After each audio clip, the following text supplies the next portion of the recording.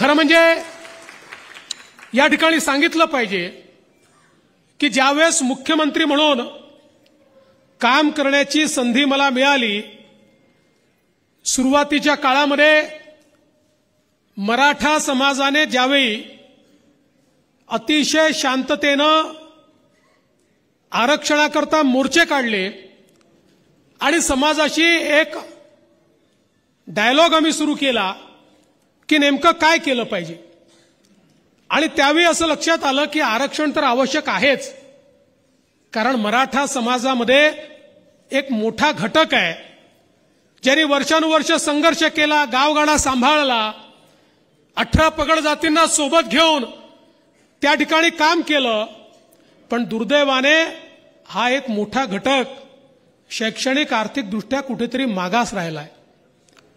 आणि मग या समाजाला पुढे नेलं पाहिजे, राज्यकर्ते म्हणून सर्वांची जबाबदारी आहे, आणि म्हणून त्या निमित्ताने आरक्षणाचा विचार तर आम्ही सुरू केलाच, पण त्याच वेळी लक्षात आलं आरक्षण हा सगळ्यात महत्वाचा टप्पा आहेच, पण समाजामध्ये परिवर्तन करायचं असेल तर आरक्षणासोबत अजून अनेक गोष्टी कराव्या लागतील. कारण आरक्षणाचा जर विचार केला तर नोकऱ्यांच्या संदर्भात वर्षाला 25-26 हजार नोकऱ्या निघतात.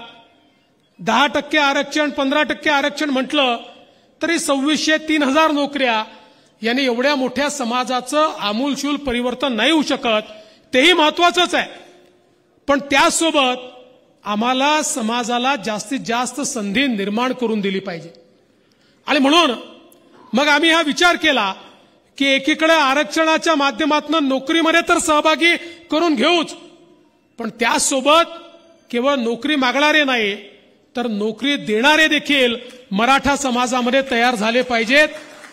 आणि मग स्वर्गीय अण्णासाहेब पाटील आर्थिक विकास महामंडळाची पुनर्रचना आम्ही केली, आणि ही पुनर्रचना केल्यानंतर या माध्यमातून उद्योग करण्याकरता आपल्याला त्या ठिकाणी कर्ज देता आलं पाहिजे, ज्याचा उल्लेख नरेंद्रजींनी केला. असं लक्षात आलं अनेक महामंडळांनी कर्ज दिली, कोणी ती कुठे वापरली माहिती नाही.